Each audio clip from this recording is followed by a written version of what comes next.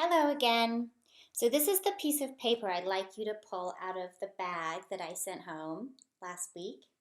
And this hat, does this look familiar to you? It has lots of pictures and images that we just saw in our story. So see if you can find the caterpillar. Do you see him? He's all the way up here.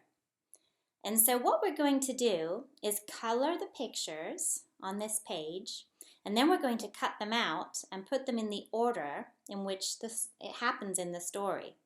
So the story starts out with this caterpillar. So I'm going to find a green and red crayon, and I'm going to color that caterpillar. I'm going to start with him because I think he's the first thing that starts the story. And you can do it with me. So get your crayons, and I'll angle this down so you can see what I'm doing. Let me see. Let me make it so you can see. Oh, okay, that'll work. All right, I'm going to find my green and my red. And is this caterpillar big or small? He's very small, isn't he? So I'm going to have to do teeny tiny little back and forths to color him. I'm going to color his face red because that's what I saw in the story. And I'm going to color his body green. I'm going sideways here so that I can try my best to stay inside the lines.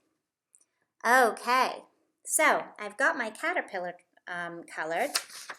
Let's look at our paper one more time. Now let's try to remember what happened in the story. What was the first thing that our caterpillar found to eat? Do you remember?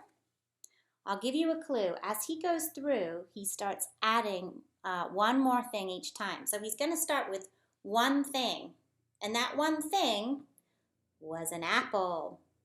So we're going to color our apple. Let's color it red. You can color yours green if you like, but I'm going to color my apple red. I'm doing little back and forths again because this is quite a small little picture.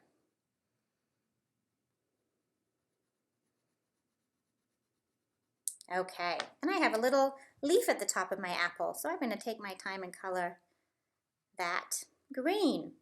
Now, if we add one to this apple, and we're going to have two fruits. So do you see any fruits here in which there are two? Right, if you said these, you're correct. These are pears, and there's two of them. So that's going to come next. We've got one fruit, now two fruits. So let's color our pears. And pears are always sort of a yellow, greenish color. I'm going to make mine look green. Sometimes they can even be a tannish color. I've had those. So you can choose whatever color you would like to do. All right. Now, you're going to keep going through this coloring page. And if you need to listen back to the story to remember the order in which our caterpillar eats these foods, then you certainly can. And again, he goes from one piece of fruit to two pieces of fruit to 1, 2, 3 pieces of fruit. And I will let you see if you can figure out the rest. But I bet you know what happens at the end of the story. I bet you remember. He turns into a beautiful what? If you said butterfly, you are correct. All right, so once we've colored in our whole piece of paper, I'm going to let you do that on your own. So you can pause the video if you'd like right now while you work on that. You can take your time. Then we're going to pick our scissors up. And we're going to cut out along all these dotted lines. I'm going to start by cutting all around the edges.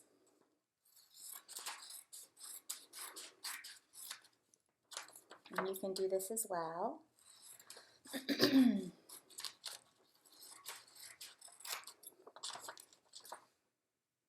Notice I'm turning my paper and not doing this with my scissors because that makes it easier for me. Okay, I've cut around the edges, and I think to help me remember the order in which the story took place, I'm going to start out by cutting out the first thing that happened, and that was that we met our very hungry caterpillar. I'm going to cut him out and I'm going to put him first in my line of things that happened. I'll put it there for you to see. And then he ate his apple. So I'm going to cut that out next. And I'm going to put that next to my caterpillar because that was the first thing he ate. And then what did he eat? He ate his pears. And you can go through and cut each of these out. And if you don't cut them out in order, that's okay too. You can always place them in the correct order after you've cut them. And if you would like at the end, you could even make them into a little book. And once you have them all in order, you can place them on top of one another. And then you can ask a grown-up to staple, put one staple on the side, and you'll have a book reminding you of the order your caterpillar ate all his food. So I hope you have fun doing that. I've posted a couple other ideas of different projects you can do to go with the book. But this is one of my absolute favorite books, so I hope you enjoy it. And I wonder if a few of you may even have this story at home that you can look through the pictures so that it helps you remember the order and it helps you remember even the colors that the different things are. But you can get creative and do whatever colors you would like. Have fun. I miss you, but I'll get to see you tomorrow for our class meeting. Bye-bye, everybody.